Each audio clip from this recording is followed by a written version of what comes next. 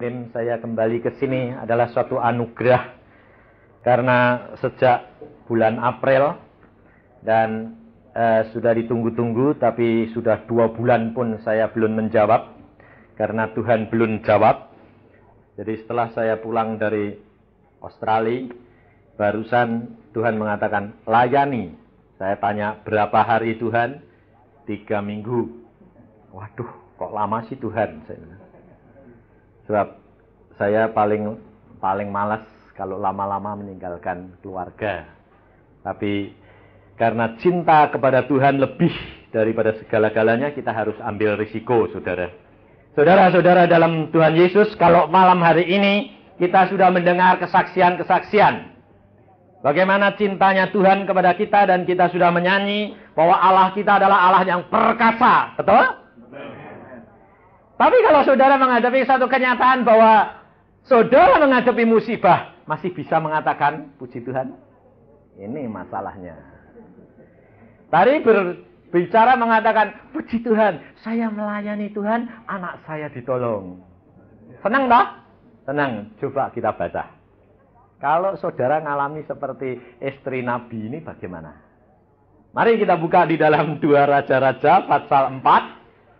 Supaya kita belajar firman Tuhan itu tidak hanya dipilih yang enak. Ya. Sebab kita kerap kali menjadi anak Tuhan, senangnya apa? Yang enak mau Tuhan, yang tidak enak jangan ya. Ya.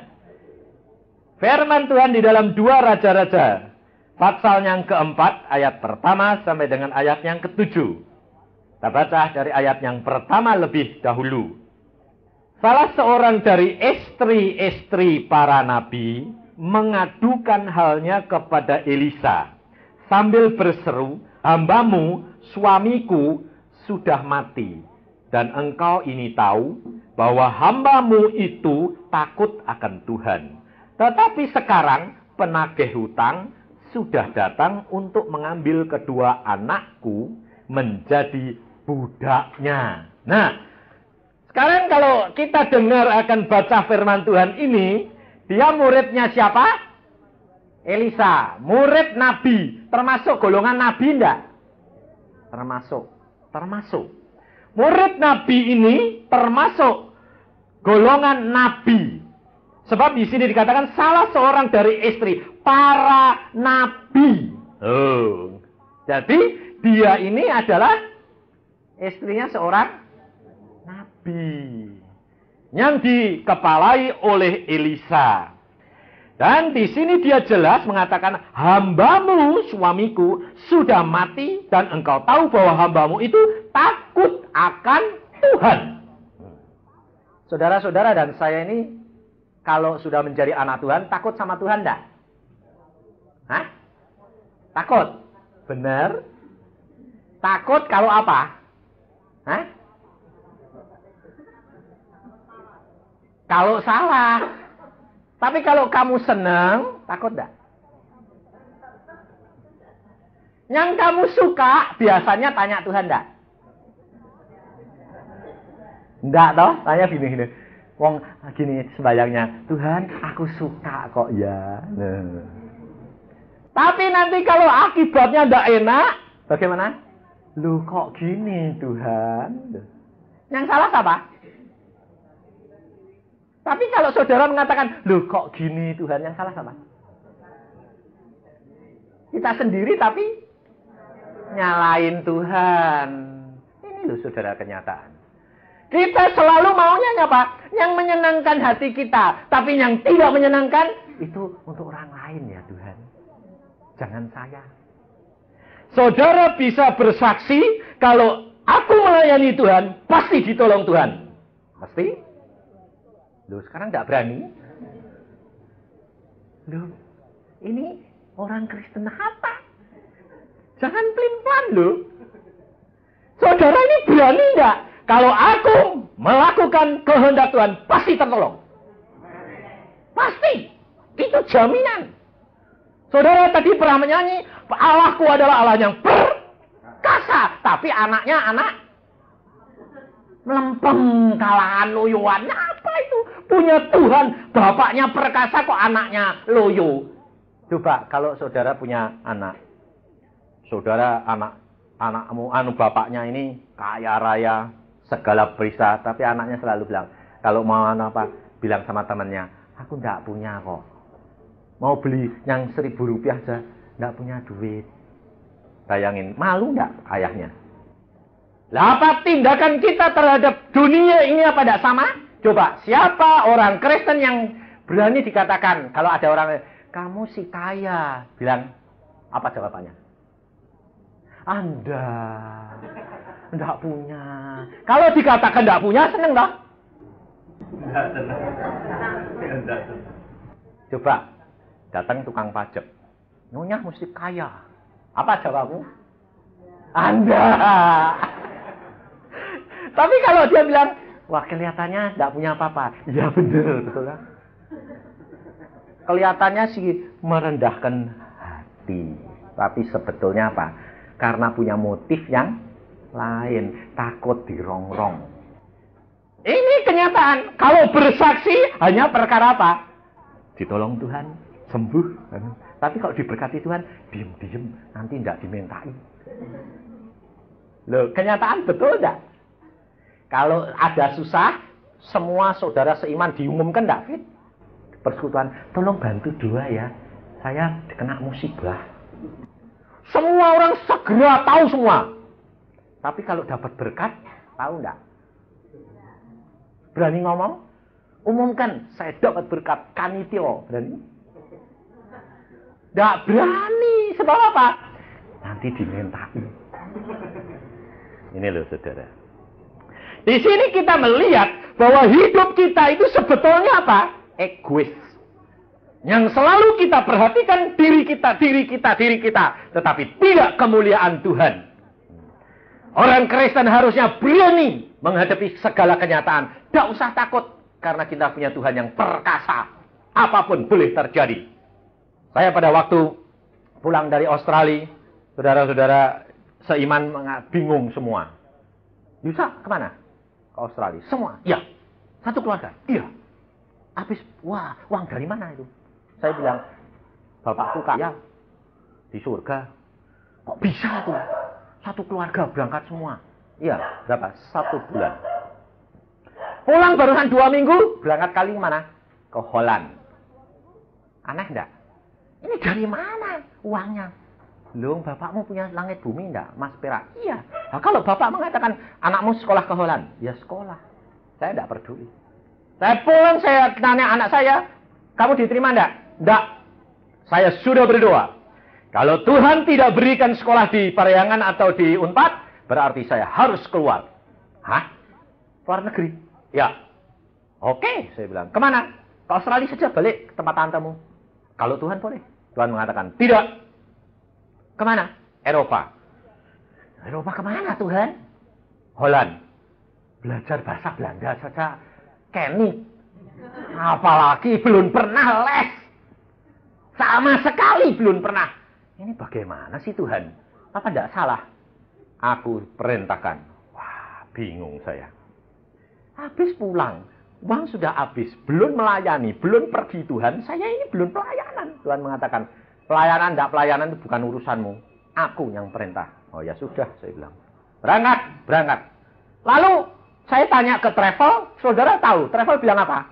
Om, mau kemana? Ke Holland. Sama anak saya perempuan. Oh, mau sekolah? Wah, jangan harap. Saya sendiri sudah rugi ngirim orang ke sana. Tidak boleh masuk. Hah? Tapi saya masuk, saya bilang. Boleh, saya bilang. Tapi tiket juga tidak ada. Sebab semua plane, semua penuh sampai September. Sebab hari libur. Masa, saya bilang, ya saya sudah ngurus semua. Semua sudah saya call. Tutup.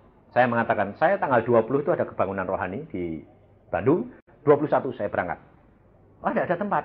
Coba, Anda call. Mesti ada tempat. 2 tempat. Tidak ada. Sudahlah, kamu coba entrokal ke Jakarta, ke travel biro yang lain. Pasti ada. 2 tempat buat saya. Loh, yang ngurus ini Om atau saya? Saya bilang, saya minta tolong Anda. Karena yang merintah itu yang dari atas. Oh, pikirnya, oh itu presiden. Dia bilang, oh presiden, ada suratnya. Yang punya langit bumi. Oh, turun O-nya. Karena apa? Karena merasa, oh Tuhan, pikirnya sinting ini orang. Ya kan? Saya bilang, sudah kamu telepon. Dia telepon ke Jakarta. Saya bilang, pakai SQ, Singapore Airlines. Apalagi Singapore Airlines. Garuda sama KLM saja sudah penuh. Apalagi Singapore Airlines. Betul toh? Singapore Airlines lebih bagus. Ya telepon. Dari Jakarta mengatakan, tunggu kami akan entrokal ke Singapura.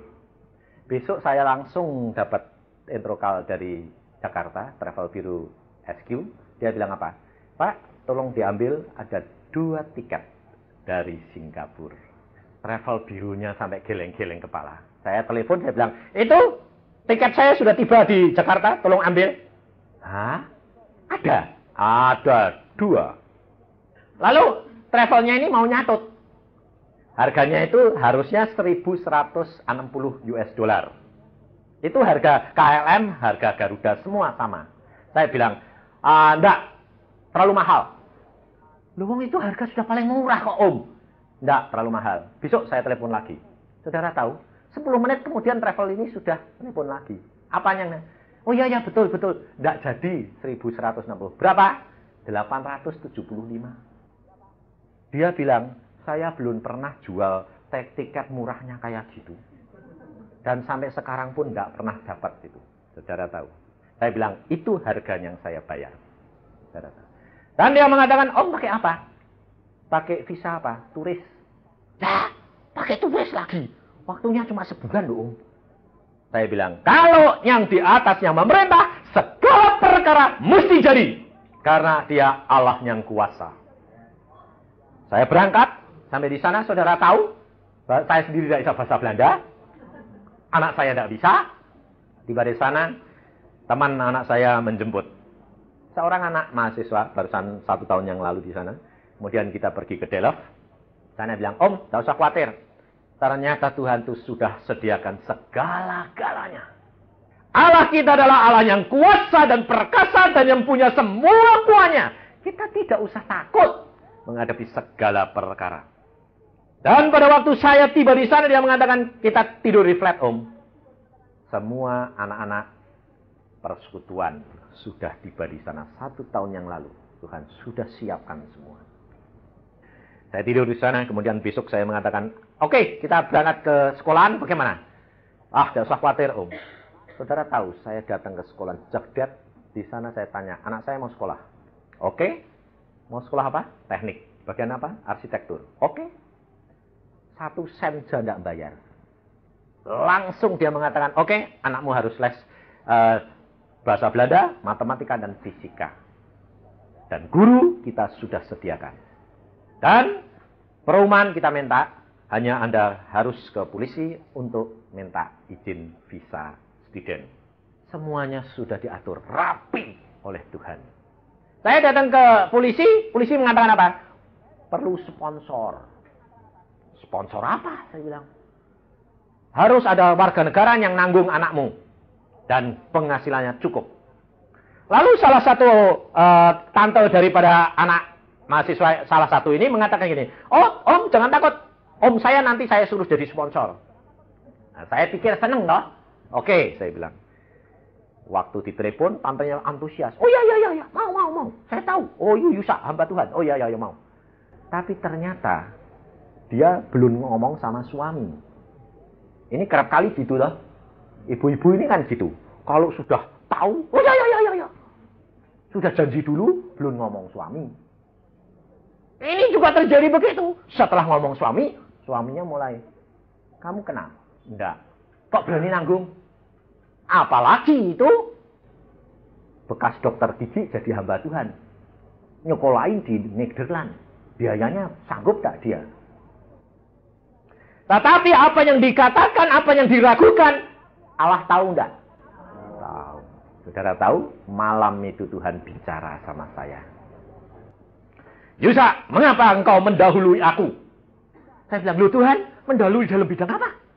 Saya tidak merasa salah, saya bilang. Itu sponsor. Loh lah, saya kan ditawarin. Saya kira itu dari engkau. Kenapa engkau bilang iya? Oh iya. Ampun Tuhan kalau aku mendahului. Ampun, saya bilang. Setelah saya minta ampun, saudara tahu? Itu lihat, Tuhan membuka tabir. Om itu sama tantenya, sama anak itu duduk di meja makan. Saya diundang sama istrinya makan. Tapi si suami itu tidak menawarkan makan. Lalu Tuhan tanya, suaminya nawarin kamu makan enggak? Enggak. Kenapa? Karena dia enggak kenal baik. Yang nawarin siapa? Istrinya. Kamu tahu? Hatinya dia tidak sepenuhnya menerima kamu. Madek saya. Aduh ya betul, ampun Tuhan. Aku bukan sediakan dia menjadi sponsor. Oh ya. Apa tindakanmu? Batalkan, saya bilang. Baik. Pagi bangun saya bilang, sorry, batalin. Kenapa Om? Ommu tidak sehati sama tantemu. Masa? Tanyain, saya bilang. Sebab Allahku memberitahu. Sebab aku diperintah ke sini bukan kehendakku. Langsung dia telepon, Tante, Om Yusak tidak mau. Kenapa? Om tidak sehati katanya. Om marah-marah ya Tante. Tantenya bilang, iya. Dan pada waktu saya telepon kepada istri saya mengatakan, sudah dapat sponsor? Belum. Aduh susah dia. Susah, sedih. Saya bilang, jangan sedih. Segala sesuatu diatur oleh Allahmu. Tidak usah khawatir. Kalau tidak dapat, bawa pulang. Tidak usah pusing, saya bilang. Kemudian setelah itu, kita ke gereja. Di sana gereja jaraknya kira-kira 20 menit. Dan kita semua kumpul, ternyata 90% orang Indonesia. Nah, tadi sana, saya tidak bisa bahasa Belanda sendiri. Jadi diterjemahin sama anak-anak. Terus kemudian, ternyata Tuhan atur luar biasa. Dokter gigi, orang Bandung, teman saya, pergi ke gereja. Di sana, muncul. Dia bilang, lah Pak Yusak, kok kamu kok di sini? Loh, kamu kok di sini? Saya bilang, iya, saya tadi malam barusan bersaksi perkara Anda. Sekarang Anda muncul, wah Tuhan tuh kasih ya, luar biasa. Malah dia yang butuh saya mau membuktikan bahwa saya memang orangnya itu ada. Lalu dia bilang, kenapa kamu ke sini? Oh, mau nganter anak saya sekolah. Sekolah di sini? Oh ya, nah, kesulitan apa? Oh, enggak, semua beres kecuali satu sponsor. Oh, berdoa saja. Kalau Tuhan kehendaki, saya sponsornya. Saudara tahu. Lalu kita berdoa. Seminggu kemudian Tuhan mengatakan itu sponsornya. Lalu saya tanya, oke, kamu sponsornya? Ya memang saya sudah berdoa. Kalau minggu ini ketemu kamu belum dapat sponsor, itu saya. Dan saya memang belum dapat, saya bilang. Ya itu saya. Formulir diminta, maju ke polisi, tidak ditanya A dan B. Cepret, langsung di ACC. Waktu saya banyak bawa ke Delft, dia mengatakan polisinya, ini kerjanya apa? Dokter gigi. Penghasilannya berapa? Tidak tahu. Kerja di mana? Ya tidak tahu. Pokoknya ini dokter gigi. Polisinya bilang apa? Ya saya percaya. Kalau dokter gigi itu tidak ada yang miskin. Dan pasti sanggup. Langsung paspor anak saya diambil, dicap visa student 1 tahun. Saya datang. Dalam waktu 1 minggu sudah selesai semuanya. Allah kita Allah yang luar biasa. Pada waktu saya pulang, pulang telepon sama istri saya bilang, saya akan mendarat antara jam 6 jam 7 di Jakarta. Saya cuma perhitungkan sendiri, tidak tanya travel. Ternyata setelah mau berangkat, saya entrokal ke Amsterdam, mengatakan, SQ tiba di Jakarta jam berapa? Antara jam 8-9. Hah? Bisa telat jam 9-10. Wah, saya bilang, Tuhan, saya entrokal lagi. Kamu sudah berbicara, itu akan jadi. Bayangin tuh. Nah ini pesawat kok bisa diputar-putar? Saya bilang, oke. Saya bilang, termasuk di pesawat saya berdoa, Tuhan, aku mengasihi anak istriku lebih baik mengasihi Engkau. Saya mengasihi dia seperti Engkau mengasihi aku. Engkau berkata bahwa dengan takaran Engkau menakar, Engkau akan ditakar. Tuhan, jangan Engkau sia-siakan istriku, kasihan dia menunggu dengan anak-anakku demikian lama. Tibakan aku jam 6 ya Tuhan. Lalu teman saya di Jakarta itu introkal sama istri saya. Dia tanya begini, Pak Yusak pulang kapan? Hari Minggu. Jam berapa tiba? Yusak berkata jam 6, jam 7. Oke, saya mau pergi ke airport. Kemudian dia tanya adiknya yang kerja di Viatur. Kepala di sana bagian SQ, dia datang jam berapa? Jam 8.09, tapi biasanya mesti 9.10. Tidak pernah kurang dari jam 8. Loh, Yusak bilang jam 6, jam 7. Onsen. Wong saya yang kerap kali pergi pakai SQ selalu tidak pernah. Akhirnya dia tidak datang jam 6. Dia datangnya jam 8. Pikir-pikir, tidak ada saya. Sebabnya apa? Sebab saya tiba jam 6 kurang 20 menit. Luar biasa Allahku itu. Sebab apa? Sebab Tuhan menggerakkan segala perkara diatur. Jadi pesawat pada waktu dari Amsterdam itu tiba di Singapura, ini kekecualian. Tiba 4:30, langsung ada berita dari airport. Yang penumpang yang akan ke Jakarta segera boarding karena pesawat dalam setengah jam berangkat ke Jakarta. Biasanya ditunggu di Singapura 2 jam. Tapi hari ini, dia mengatakan, hari ini dipercepat. Semua penumpang dari Amsterdam langsung ke Jakarta. Aneh enggak? Jadi saya tiba jam 6 kurang 20 menit. Allahmu adalah Allah yang perkasa. Dia yang mengendalikan masa. Saya pada waktu di pesawat saya berdoa begini, Tuhan, saya mengasihi mereka. Tapi Tuhan, ingat satu perkara Tuhan. Yusak pada zaman dulu memberhentikan matahari dari pagi sampai sore. Yusak modern minta dicepetin. Hanya pesawatnya saja Tuhan. Tidak minta dunianya yang diputar. Pesawatnya saja cepetin. Saya bilang, saya tiba jam 6 tepat supaya saya berangkat. Dan saya keluar dari airport jam 6 tepat. Saya cuma nunggu koper 20 menit. Terus langsung. Pada waktu keluar, Duana pikirnya, oh dari Singapura mau dibongkarin. Saya tangking saja. Dalam nama Tuhan Yesus, tutup matamu. Jangan lihat apa-apa. Keluar! Lalu saya datang, koper saya jeblak. Silahkan periksa. Oh ya, tutup lagi jelek. Sudah silahkan jalan Pak. Selesai semua. Ini loh saudara. Engkau harus berjalan dengan Tuhan dan percaya melakukan segala perkara sesuai dengan kehendak Dia. Karena Tuhan mengatakan, jikalau engkau menurut akan firman-Ku, maka minta apa saja engkau akan diberikan. Tetapi mengapa istri Nabi ini dia malah banyak utang? Dan pada waktu mati, dia meninggal utang. Kalau saudara jadi istri ditinggalin utang gitu, bagaimana coba? Bisa enggak berani bersaksi tadi bilang, aku suamiku mati, aku ditinggali utang. Puji Tuhan.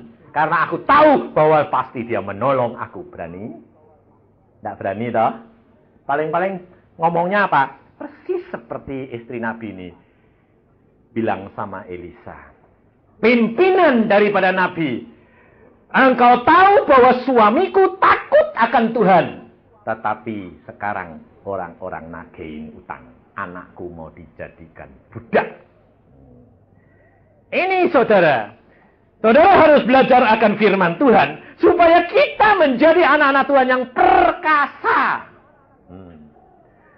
Sebab firman Tuhan ini diberikan kepada kita supaya kita belajar dan bertindak. Bahwa Allahmu itu tidak berubah. Allah kita adalah Allah yang perkasa. Allah kita adalah Allah yang tidak pernah berubah. Dulu, sekarang, dan akan datang. Kalau istri ini mengatakan apa? Bahwa dia ditinggalin utang dengan tanggungan anak-anak akan dijadikan budak. Apa yang dikatakan oleh Elisa? Elisa adalah nabi yang dipenuhi dengan kuasa Roh Kudus. Di mana Roh Kudus ada di dalam dirinya. Saudara dan saya bedanya apa sama Elisa? Elisa punya Roh Kudus, saudara punya enggak? Apa bedanya saudara sama Elisa? Bedanya cuma hanya satu.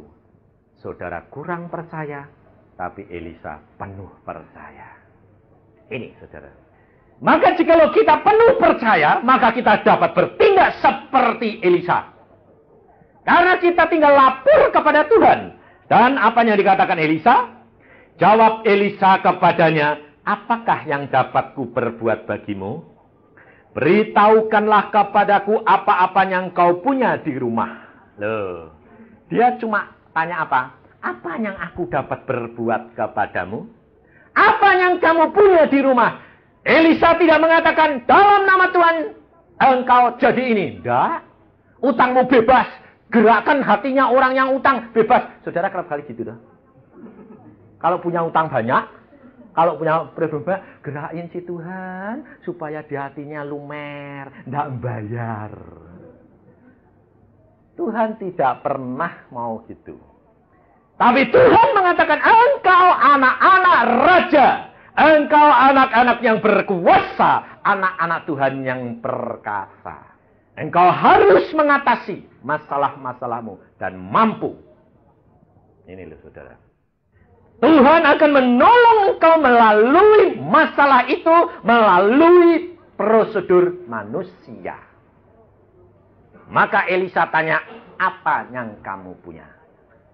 Yang kita punya, yang masih ada pada kita, biarpun perkara itu terlalu kecil, tidak masalah. Maka perempuan ini berkata, hambamu ini tidak punya sesuatu apapun di rumah, kecuali sebuah buli-buli berisi minyak. Dia mengatakan tidak punya apa-apa, cuma tinggal minyak 1 botol. Tidak ada yang lain. Tetapi hal yang tidak berarti itu, Allah dapat menjadikan segala perkara menjadi sumber berkat apabila saudara percaya. Jadi di dalam menghadapi masalah saudara, jangan pusing. Jangan saudara mengatakan bahwa aku tidak punya apa-apa. Semuanya sudah habis. Tapi percayamu masih ada enggak? Gitu. Biarpun sedikit, percayalah. Dan pakai segala perkara akan menjadi berkat. Banyak anak-anak Tuhan mengalami hal itu. Saya sendiri pada waktu anak saya mau berangkat itu, saya tidak punya duit. Saya mengatakan, saya sudah pulang dari Australia, sudah habis 8 juta. Saya bilang, Tuhan, duitnya sudah habis. Engkau suruh ke Holland, bagaimana? Saya bilang, kalau engkau suruh, ya saya berangkat.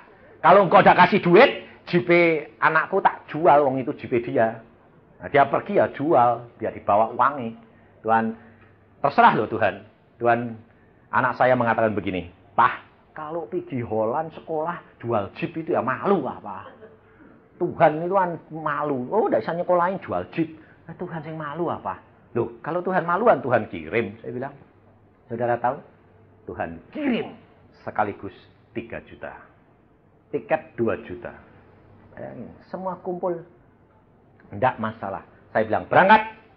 Setelah saya berangkat, sudah saya tinggalkan duit sana. Saya sampai di Jakarta. Apa yang dikatakan oleh istri saya? Istri saya ngeluh. Bagaimana anakmu? Wah, ajaib. Tuhan luar biasa. Dalam waktu 1 minggu semua beres.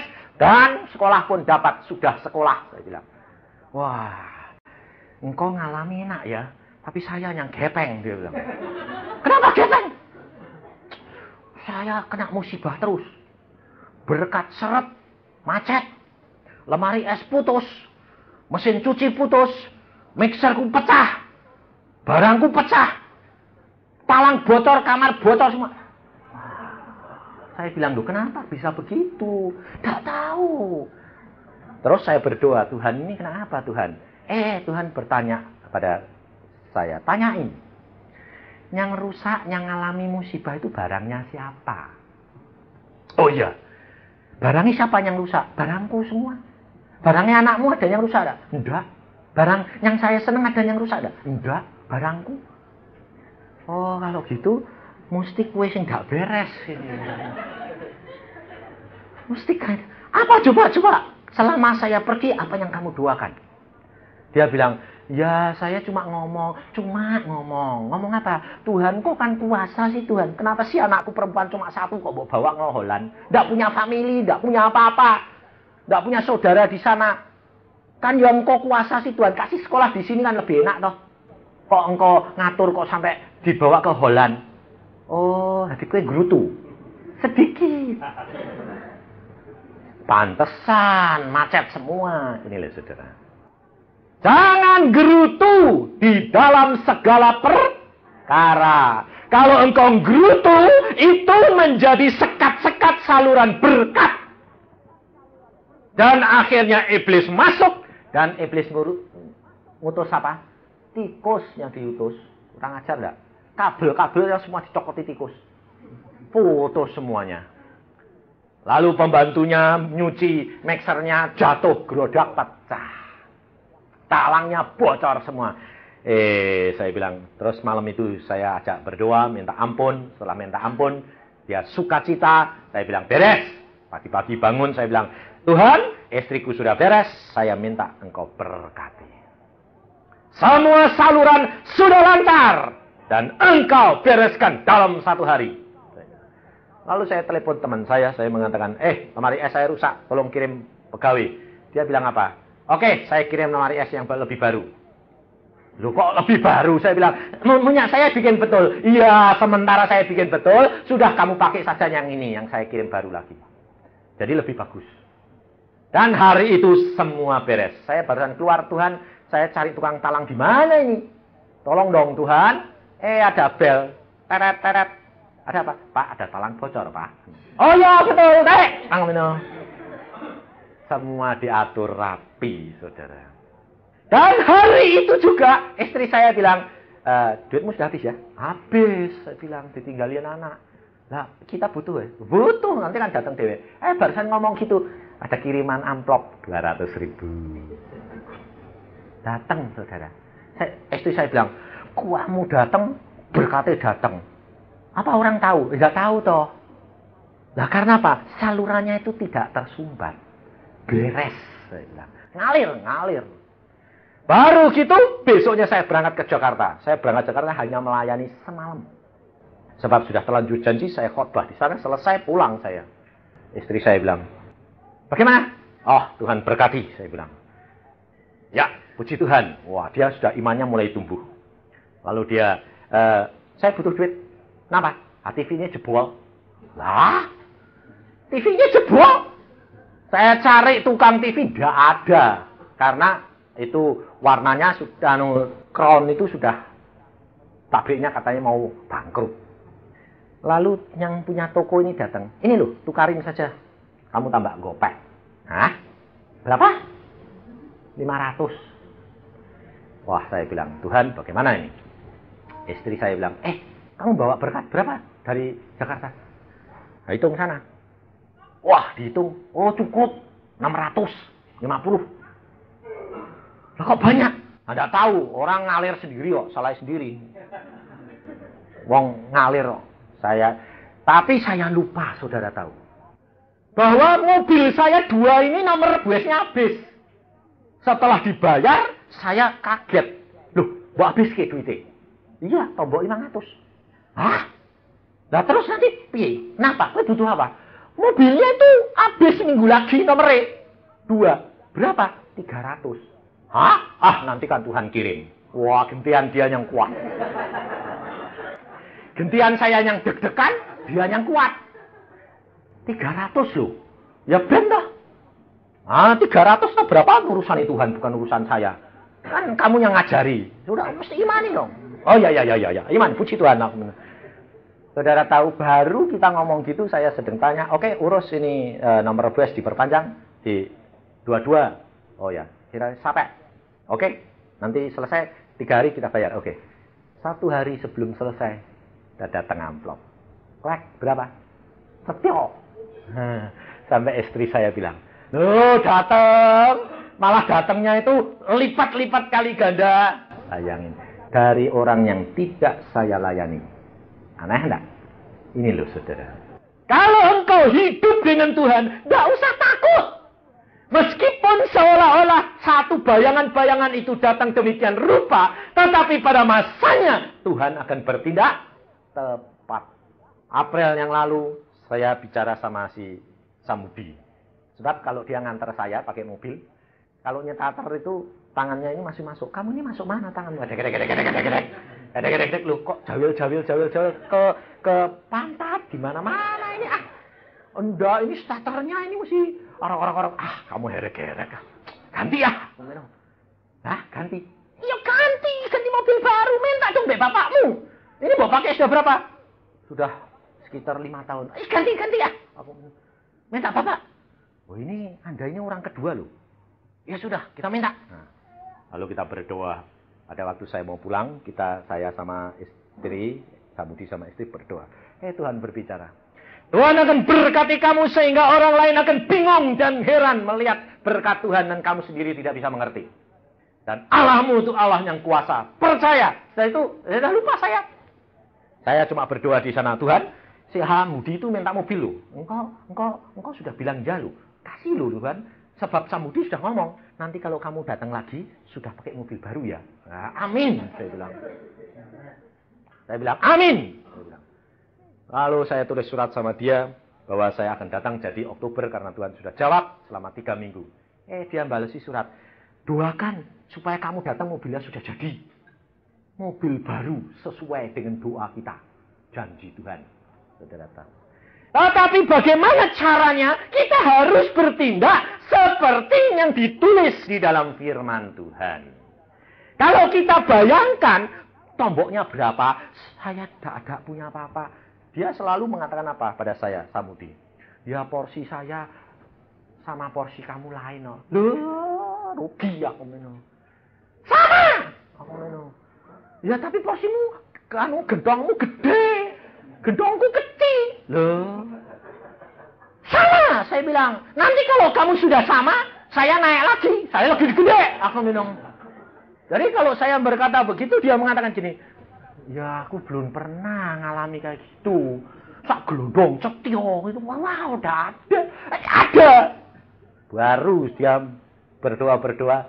Sak gelondong cetio. Dia bilang bingung. Hah? Ini porsi ini Pak Yusak kena ya saya? Oh puji Tuhan. Tapi dia datang, aku sekarang sama. Aku sudah naik. Kue cetio aku sudah satio. Hah? Aku naik lagi? Ya aku bakal naik ini. Ini loh saudara. Sebetulnya kita itu jatahnya sama. Kalau kita lihat di dalam firman Tuhan ini. Maka janda itu punya apa? Hanya punya sebotol minyak. Tidak lebih. Tetapi perhatikan. Sebotol minyak, kalau firman Allah sudah memberkati, jadi berapa? Kita baca di dalam firman Tuhan ini, pada waktu hamba itu berkata, istri Nabi itu berkata, hanya sebotol minyak. Lalu berkatalah Elisa. Lalu Elisa ini katakan, lalu berkatalah Tuhan melalui Elisa. Tuhan Roh Kudus berbicara melalui Elisa. Pergilah, mintalah bejana-bejana dari luar. Daripada segala tetanggamu, bejana-bejana kosong. Tetapi jangan terlalu sedikit. Kemudian masuklah, tutuplah pintu sesudah engkau dan anak-anakmu masuk. Lalu tuanglah minyak itu ke dalam segala bejana. Maka mana yang penuh, angkatlah. Ini firman Tuhan. Kalau firman Tuhan sudah mengatakan, kamu pinjam bejana-bejana yang banyak, jangan sedikit. Betul enggak? Apa pernah Tuhan mengatakan, tak kasih sedikit saja kamu. Aku akan mencukupi kamu hidup yang hanya pas-pasan. Betul? Aku datang untuk memberi domba-dombaku hidup berkelimpahan. Saudara. Ini janji Tuhan. Tapi hati-hati loh. Kalau engkau sudah hidup berkelimpahan, hati-hati. Apabila engkau menjadi sombong, apabila engkau menjadi merasa itu milikku, apabila engkau merasa itu kerjaku, pada waktu saat Tuhan habiskan. Ini terjadi dengan ayah saya dan baru-baru terjadi di Jakarta. Pada waktu saya membawa firman Tuhan, ada seorang ibu muda. Dia orang yang pintar, jenius. Dia datang, dia bilang, Pak Isan, saya mau bicara. Lalu saya mengatakan, saya berdoa, Tuhan, ini orang siapa ini? Tuhan mengatakan, ini ibu pintar. dan sombong. Persis ayahmu. Oh, ngerti aku. Langsung saya bilang, Ibu kalau tidak digenjot sama digeblek sama Tuhan, enggak kapok ya. Saya bilang, loh, Pak Yusak kok tahu? Iya. Ibu pasti sombong, merasa hasil usahamu. Iya, sekarang saya habis-habisan. Mobil banyak, segala bisa, habis dalam waktu sekejap, ditipu orang kanan kiri, habis sudah. Sampai mobil satu enggak punya. Rumah pun dijual. Apa di dalam hatimu? Saya katakan, dia mengatakan, saya merasa semua saya yang melakukan. Sejak saya berkata begitu, besok mulai turun dan habis ludes. Sampai akhirnya dia lumpuh. Tapi pada waktu dia bertobat minta ampun, Tuhan sembuhkan. Saya sampai heran-heran. Saya bilang, Tuhan, engkau itu kok luar biasa, penuh kasih. Orang yang sudah menyakitkan hatimu seperti itu, masih mau diangkat kembali asalkan bertobat. Maka dari itu jangan saudara khawatir menghadapi segala perkara. Karena Allah berkata kepada perempuan ini, masuk ke dalam kamarmu, kunci pintu bersama dengan anak-anakmu. Nah, ini loh satu rahasia. Sudahkah saudara selalu menghadap di hadapan Tuhan bersama dengan anak-anak dan suamimu dan istrimu? Ayo. Berapa orang yang di sini setiap malam, bukan setiap malam, setiap hari saja, satu kali berkumpul dengan anak istri berdoa? Coba, berapa gelintir? Paling-paling tidak ada waktu. Kalau saya mau, suaminya tidak mau. Suaminya mau, saya yang tidak bisa. Anaknya yang tidak bisa. Itu dalih, saudara. Kalau engkau mau melihat mujizat, keluargamu semuanya masuk dalam kamar. Tutup pintu, berdoa. Engkau akan melihat mujizat.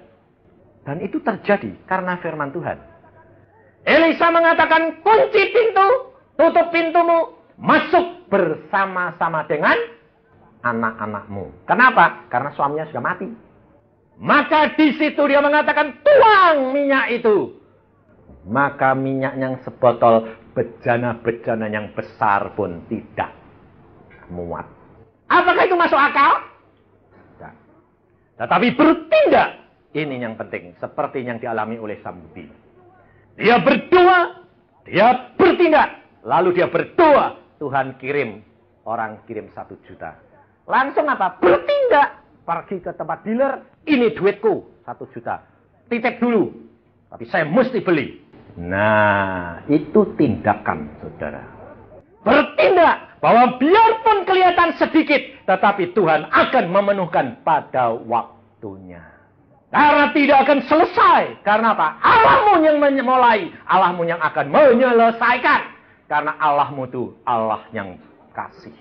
Dan dia sempurna. Dia kalau sudah mulai, dia akan menyempurnakan. Apabila saudara tidak dapat menyelesaikan, saudara yang menjadi bejana yang bocor. Dan bukan Allahmu yang tidak menyelesaikan. Minyak keluar terus. Tapi kalau bejana bocor, kapan penuhnya? Ini saudara. Dia akan penuh apabila bejana itu tidak bocor. Maka dari itu karena Allahmu tidak pernah tidak menyelesaikan masalah. Hanya yang dibutuhkan adalah punya iman. Menurut perempuan ini tidak bertanya, mana mungkin? Tidak. Perempuan ini melakukan apa yang firman Allah katakan. Dia jalankan, semuanya jadi. Dan dia menurut. Tapi kerap kali kita kalau punya masalah, digumulkan sendiri.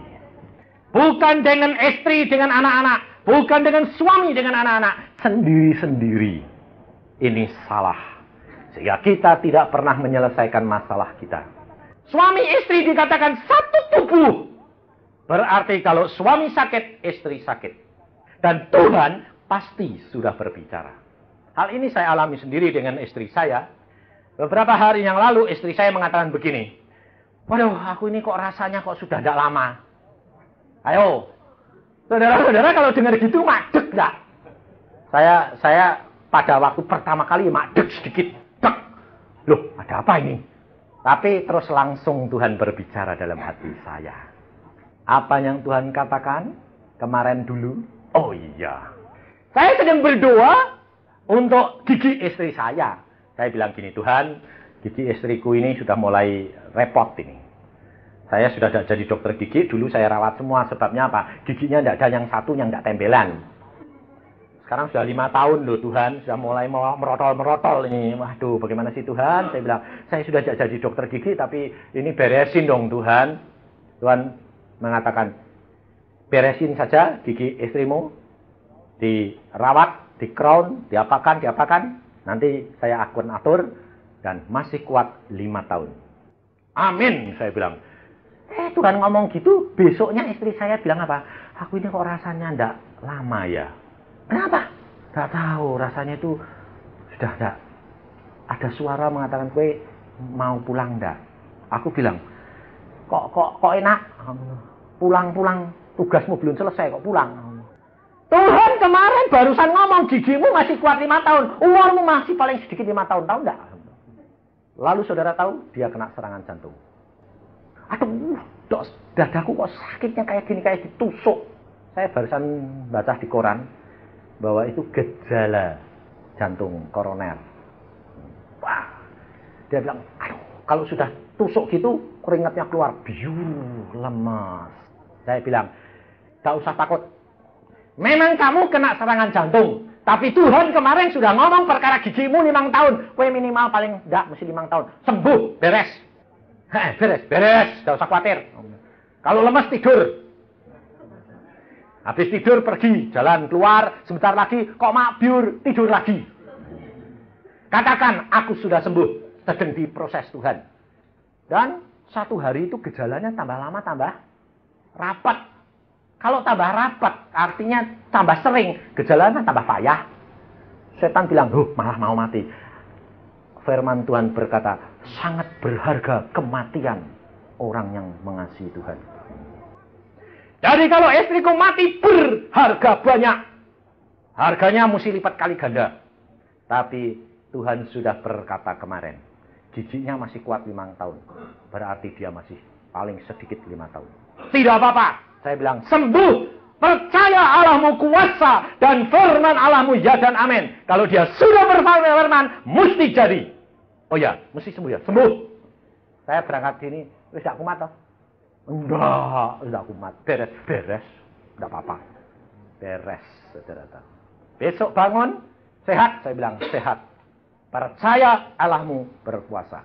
Dia mengatasi segala hukum alam.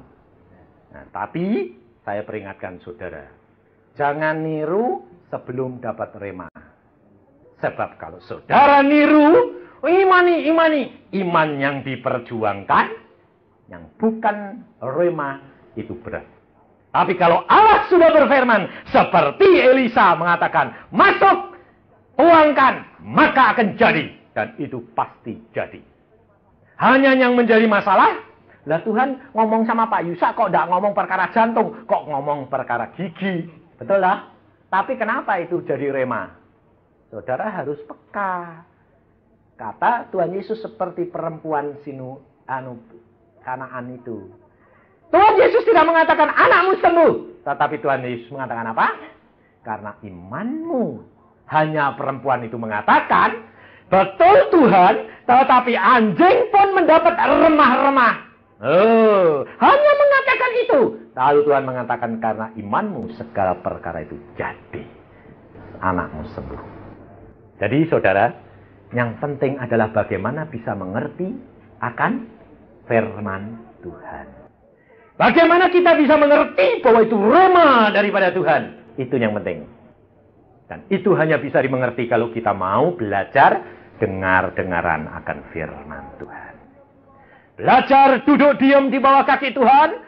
Belajar membaca firman Tuhan. Belajar mendengar suara Tuhan. Melalui Alkitab, melalui suara manusia, melalui mimpi, melalui khotbah, melalui apa saja. Dan kita akan tahu itu rema.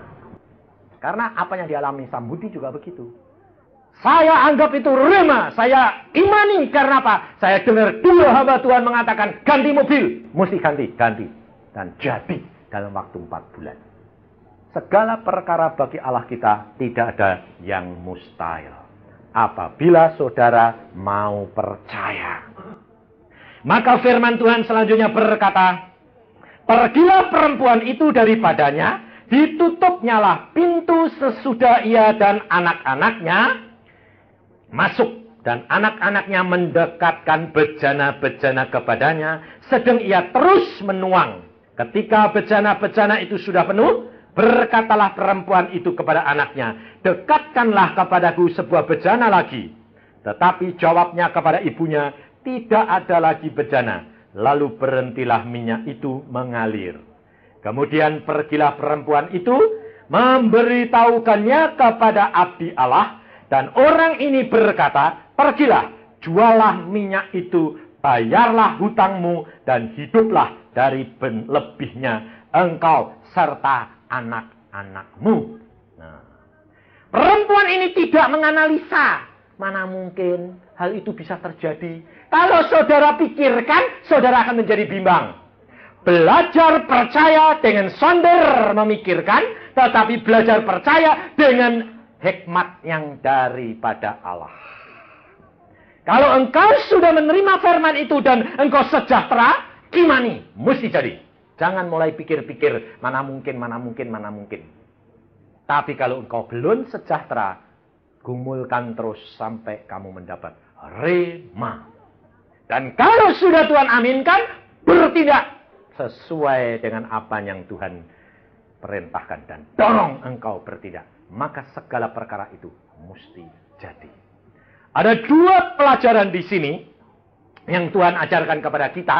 Yang pertama adalah apa yang saudara punya itu dapat menjadi sumber berkat di dalam tiap-tiap masalah dan problemamu.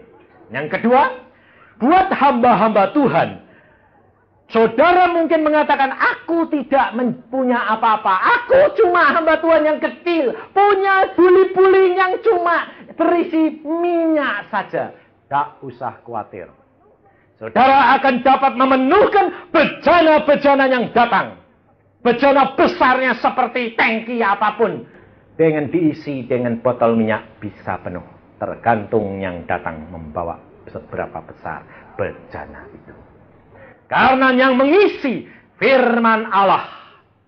Kita boleh habis. Tetapi menurut pikiran manusia. Tapi menurut Allah tidak akan habis. Sebelum bejana itu penuh semuanya. Jadi perhatikan saudara. Kalau saudara datang ke dalam persekutuan atau kebaktian. Tergantung daripada saudara-saudara membawa bejana seberapa besar. Engkau membawa bejana yang kecil. Dipenuhkan kecil. Engkau membawa bejana yang besar, mendapat besar. Biarpun salurannya seorang hamba Tuhan. Ini saudara. Tidak usah takut. Kalau engkau sudah diperintah, lakukan. Segala perkara bisa terjadi. Dan engkau akan melihat kuasa dan kemuliaan Allah. Janda ini melakukan, setelah dilakukan terjadi. Apa yang dilakukan dia? Dia pergi kepada Elisa kembali. Dia bertanya, ini loh, semuanya jadi menurut apa yang kau katakan. Apa yang saya harus lakukan? Elisa memberikan petunjuk. Ini kerap kali orang Kristen lupa. Kalau masalahnya sudah diselesaikan Tuhan, saudara lalu apa? Bersaksi muji Tuhan. Tapi saudara lupa. Saudara harus kembali kepada Tuhan. Laporkan. Tuhan, ini loh masalahku. Sudah engkau selesaikan semuanya. Apa yang saya harus lakukan? Nah, Tuhan nanti memberikan petunjuk yang lain untuk yang engkau lakukan. Kerap kali kita itu apa? Lupa daratan. Contohnya, kita sudah dapat pelayanan, lalu kita melayani seperti yang terjadi di Bandung. Seorang hamba Tuhan dapat karunia melayani. Wah, dia semangat, dibakar dengan semangatnya melayani. Akhirnya dia tidak ada waktu untuk bertelut di bawah kaki Tuhan. Waktunya habis, dia kena serangan sakit sendiri. Akhirnya jadinya begini. Karena apa? Karena sudah diberikan, tapi tidak bertanya kepada Tuhan. Tuhan, ini aku sudah engkau berikan untuk menyelesaikan masalah. Apa yang aku harus lakukan? Lalu kalau Tuhan mengatakan, layani. dari segini sampai segini. Lalu kamu berdoa dari segini sampai segini. Kita akan dijagai. Kita akan dibentengi. Dan iblis tidak dapat masuk. Karena kita peka dan minta pimpinan Roh Kudus setiap saat. Ini saudara. Supaya kita jangan mabuk. Supaya jangan kita tertipu oleh iblis. Sebab iblis itu selalu mau mendorong atau menghambat. Maka kita perlu pimpinan Roh Kudus. Sebab Roh Kudus itu roh. Dia tahu iblis yang akan menyerang. Iblis sudah siap-siap mau mendorong Anda. Anda sedang bertanya, Tuhan, apa yang saya harus lakukan? Tuhan mengatakan, stop. Iblis sedang mengancam di depanmu. Berhenti dulu. Supaya halangan itu disingkirkan Tuhan. Loh, enak toh? Enak, kita jadi hamba Tuhan. Selalu menang. Jalan santai, di depan kita selalu jalan terbuka. Kalau ada hambatan, Tuhan sudah mengatakan, stop dulu. Kamu berdoa, santai saja. Malaikat sedang bekerja untuk menyingkirkan segala halangan. Kerap kali kita tidak sabar. Bukankah Allahmu kuasa? Setan berbisik, bukankah Allahmu kuasa? Bukankah Allahmu yang maha kuasa? Bukankah engkau sudah dikasih karunia penuh? Kenapa kamu takut? Nah, kita bilang, iya betul. Pelosok. Hal ini dialami oleh anak-anak muda, saudara. Pada waktu dia mengadakan retreat, dia berdoa, berjalan, kebut, berjalan.